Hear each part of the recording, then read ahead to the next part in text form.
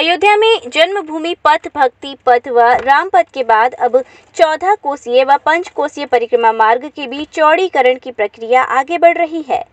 प्रशासन द्वारा 14 कोसीय और 5 कोसीय परिक्रमा मार्ग में आने वाले मकान और दुकानों को हटाने का काम शुरू कर दिया गया है। एडीएम प्रशासन अमित कुमार ने बताया कि 14 कोसीय और 5 कोसीय परिक्रमा मार्ग की अलग अलग दूरियां हैं, जिसमें से 5 कोसीय परिक्रमा मार्ग पर मात्र 6 बैनामे शेष हैं जो कि विवादित हैं, जिनका बैनामा नहीं होगा। बाकी अन्य सभी लोगों से सहमति का प्रयास किया जा रहा है।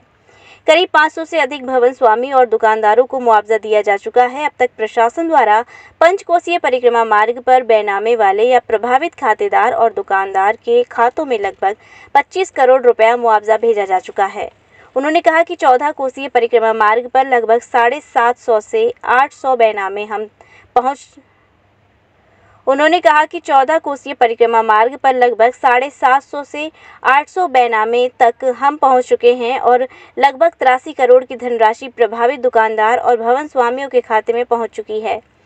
उन्होंने कहा कि तकरीबन 700 बैनामे में 1389 लोग थे जिनको पैसा दिया गया है। 14 कोसीय और 5 कोसीय परिक्रमा मार्ग पर तोड़फोड़ का लगभग 50% काम पूरा हो चुका है। 14 कोसी दोनों मार्गों की अलग अलग दूरियां हैं। पहले पंचकोसी की बात करूंगा। पंचकोसी मार्ग में मात्र 6 बैनामे होने अवशेष हैं जो विवादित हैं और जिनका बैनामा नहीं होना है, और बाकी उन लोगों से भी सहमति का प्रयास कराया जा रहा है। तकरीबन 500 से ऊपर प्रभावित जो दुकानदार या भवन स्वामी थे उनको मुआवजा दिया जा चुका है। अब तक हमने पंचकोसी में लगभग 25 करोड़ की धनराशि जो है बैनामे वालों की या जो प्रभावित खातेदार थे और दुकानदार थे इनके खाते में भेजा चुकी है।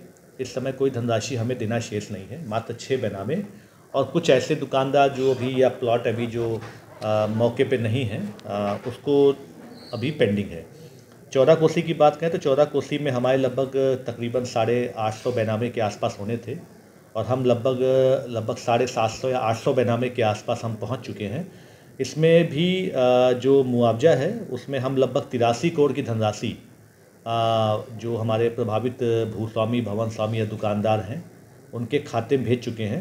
तकरीबन 700 बैनामों में 1389 लोग थे जिनको पैसा दिया गया है और 961 दुकानदारों खाते में धनराशि भेजी गई। तो कुल मिला के अगर हम देखें तो 25 करोड़ रुपया पंचकोसी में और 83 करोड़ रुपया 14 कोसी परिक्रमा मार्ग में हम धनराशि जो है उनके खातों में भेज चुके हैं। इसके अलावा जो हमारा तोड़ने का चल रहा है 14 कोसी मार्ग पे 5 कोसी पे दोनों में कार्य चल रहा है। तकरीबन 50% से ऊपर का कार्य हो चुका है और भवन स्वामी खुद से अपने को तोड़ रहे हैं और जो बाउंड्रीज़ हैं उसको हम लोग तोड़ रहे हैं और बाकी जो आपके जो बड़े भवन हैं, जो बड़े 2nd फ्लोर 3rd फ्लोर वाले हैं, तो वो भवन स्वामी सभी अपने आप तोड़ रहे हैं।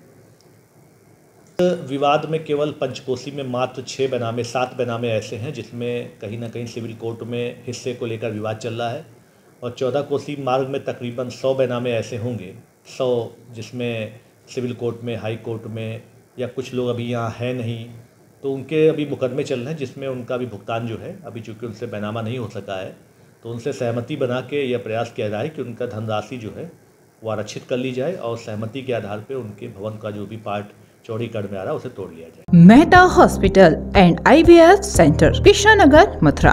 निसंतान दंपतियों के लिए अब एक वरदान। अब क्षेत्र के मरीजों को सुपर स्पेशलिटी सुविधाओं के लिए दिल्ली और आगरा जाने की जरूरत नहीं है। स्त्री और प्रसूति रोग IVF सेंटर, नवजात शिशु और बाल रोग, सभी प्रकार के हड्डी और जोड़ों के ऑपरेशन, जोड़ बदलना, आर्थोस्कोपी, सारे जटिल फ्रैक्चर का उपचार अब एक ही हॉस्पिटल में उपलब्ध है।